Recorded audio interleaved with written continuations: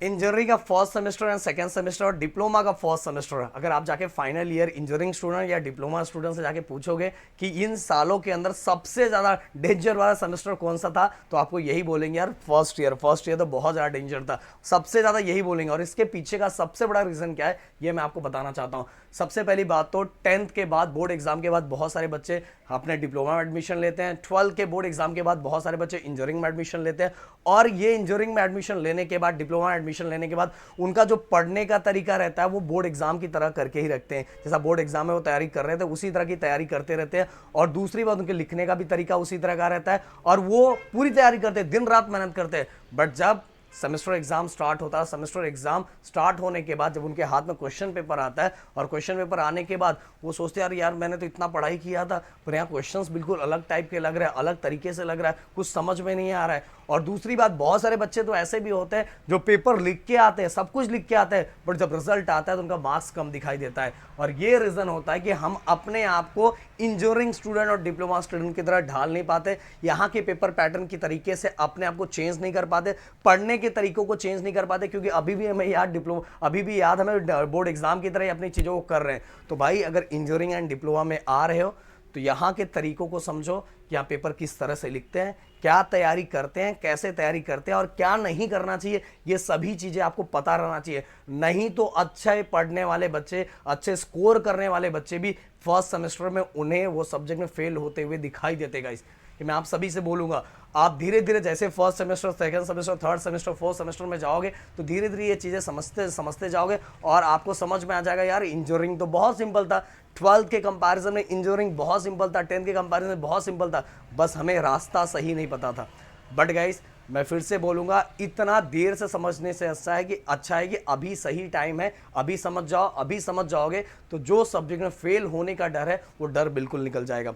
अब आपके मन में क्वेश्चन ये आ रहा होगा कि सर क्वेश्चंस आते कहां से हैं, क्वेश्चंस कहां से मैं तैयारी करूं कि मुझे सेम टू सेम क्वेश्चन हमारे फाइनल सेमेस्टर में दिखाई दे।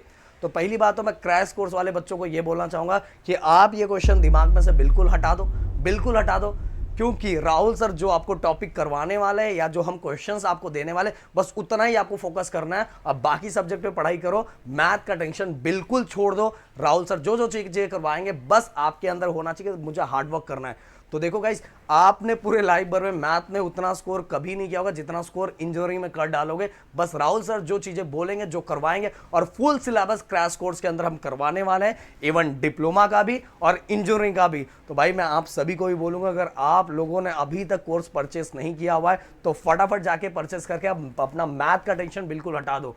ये बिल्कुल ही हटा दो कि क्या सोचना है, क्या करना है, क्या नहीं करना है, कैसे करना है, सब कुछ हमारे ऊपर हो जाएगा।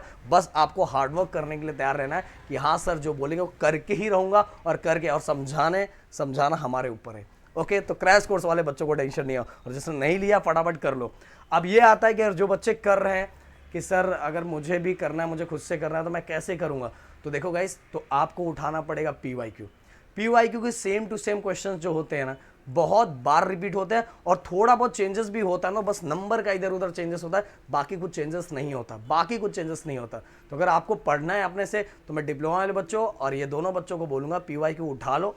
पीवाईक्यू उठा के डेली एक एक मॉड्यूल का टारगेट करो कि 4-4, 5-5 क्वेश्चंस आपको करने हैं, और उससे रिलेटेड जो टॉपिक बार बार आ रहा है यही तो आपको एनालाइज करना है।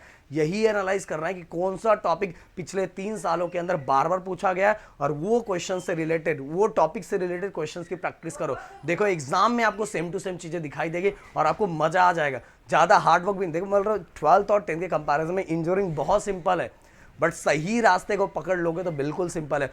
और अगर जिसको कुछ भी टेंशन है भाई क्रैश कोर्स में आ जाओ, नहीं तो अगले सेमेस्टर में आप जरूर आके ये चीजें बोलोगे तब बहुत लेट हो चुका रहेगा। आपका लिंकअप बना रहेगा, सब सीधे सीधे चलता रहेगा, तो बिल्कुल मजा आएगा और मोटिवेशन भी बढ़ा रहेगा। तो मिलते हैं नेक्स्ट वीडियो में। Thank you so much guys, जय हिंद दोस्तों।